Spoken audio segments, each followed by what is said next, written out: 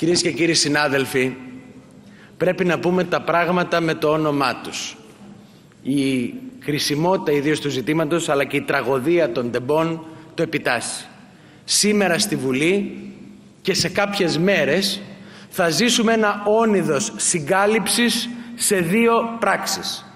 Πράξη πρώτη, η υπερψήφιση της Εξεταστικής Επιτροπής, για να έρθει η πράξη δεύτερη, που είναι η καταψήφιση των προανακριτικών επιτροπών, των ειδικών κοινοβουλευτικών επιτροπών για διενέργεια προκαταρκτικής εξέτασης. Και η πράξη πρώτη και η πράξη δεύτερη είναι άρρηκτα συνδεδεμένες. Τι είναι η Εξεταστική Επιτροπή του ΚΚΕ? Είναι μια επιτροπή που διερευνά ευθύνες σε 1/4 του αιώνα για να καταλήξει ότι φταίει η Ευρωπαϊκή Ένωση για το δυστύχημα των τεμπών. Η Ευρωπαϊκή Ένωση η οποία έδωσε τα χρήματα τα οποία αν αξιοποιούνταν δεν θα είχαμε φτάσει στην τραγωδία. Για σας λοιπόν φταίει η Ευρωπαϊκή Ένωση και οι κυβερνήσεις πίσω σε 1/4 του αιώνα. Τι είναι αυτό με άλλα λόγια? Είναι η κομμουνιστική διατύπωση της θεωρίας των χρονίων παθογενειών του ελληνικού κράτους, την οποία διατύπωσε ο κύριος Μητσοτάκης. Γι' αυτό και είδαμε στο αίτημά μας για αναβολή της συζήτησης και συνσυζήτηση εξεταστικής και προανακριτικής τον κύριο Βορίδη, τον κύριο Πλεύρη και το ΚΚΕ να σηκώνονται όρθιοι για να το απορρίψουν. Συγχαρητήρια, το καταφέρατε, το είδαμε κι αυτό. Αυτή είναι λοιπόν η ουσία, ότι η εξεταστική γίνεται δεκτή για να κριθεί από την κυβέρνηση ως απορριπταία η προανακριτική επιτροπή.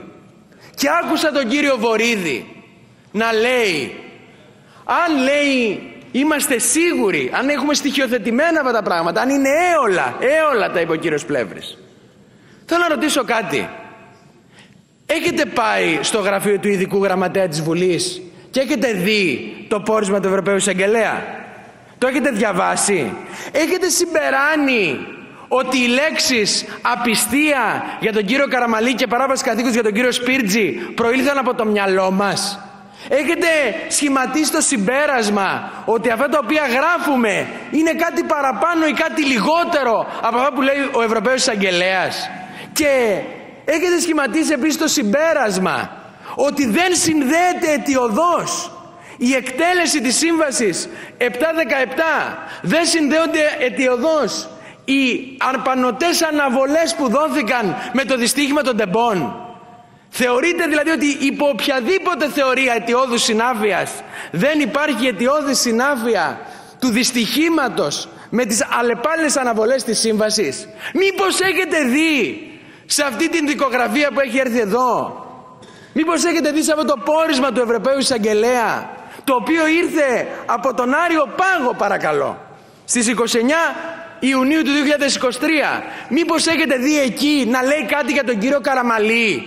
Μήπως λέει ότι έδωσε 3,5 εκατομμύρια ευρώ στον ανάδοχο, ενώ θα έπρεπε να τον έχει ρίξει έκπτωτο, ως αποζημίωση για θετική ζημία?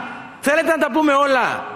Θέλετε να τα πούμε όλα από τώρα ή θέλετε να περιμένετε 15-20 μέρες ή όσο κρίνετε εσείς εν τέλει? Γιατί βλέπουμε μια διάσκεψη των Προέδρων η οποία συνεδριάζει την Πέμπτη και λέει τίποτα για την Εξεταστική Επιτροπή, αλλά όταν έρχεται το αίτημα του Πασόκ για τη σύσταση προανακριτικής επιτροπής, ο Ψυγενός αποφασίζει ότι είναι πολύ σοβαρό το θέμα για την διάσκεψη και θα τεθεί υπόψη του Κοινοβουλίου και θα συζητηθεί στην Ολομέλεια σήμερα Τετάρτη, τη Δευτέρα αυτά. Τι μεσολάβησε? Μεσολάβησε η πρότασή μας. Γι' αυτό και ζητήσαμε να αναβληθεί η συζήτηση και να συνσυζητηθούν αυτά τα δύο. Αυτή είναι λοιπόν η ουσία. Έχουμε ένα έγκλημα συγκάλυψης σε δύο πράξεις.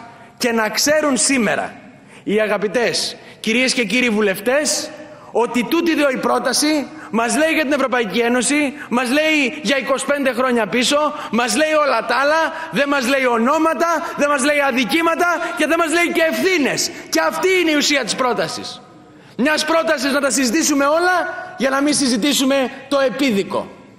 Κάθε λοιπόν ένας από εσάς πριν ψηφίσει Έχουμε μερικές ώρες ακόμα.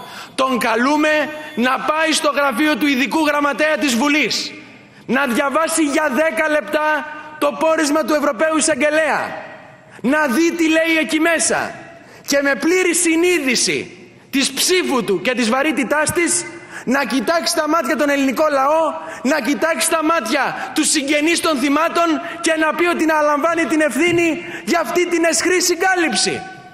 Γιατί αυτή είναι η αλήθεια.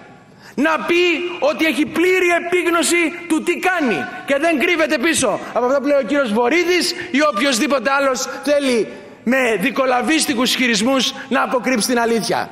Ψήφος υπέρ της Εξεταστικής Επιτροπής είναι ψήφος κατά της προανακριτικής. Το προανήγγειλε ο κύριος Βορίδης, είναι ψήφος απόκρυψης, συγκάλυψης των βαρύτατων ποινικών κακουργηματικών ευθυνών της κυβέρνησης της Νέας Δημοκρατίας. Σας ευχαριστώ πολύ. Ευχαριστούμε πολύ τον κύριο Δουδονή.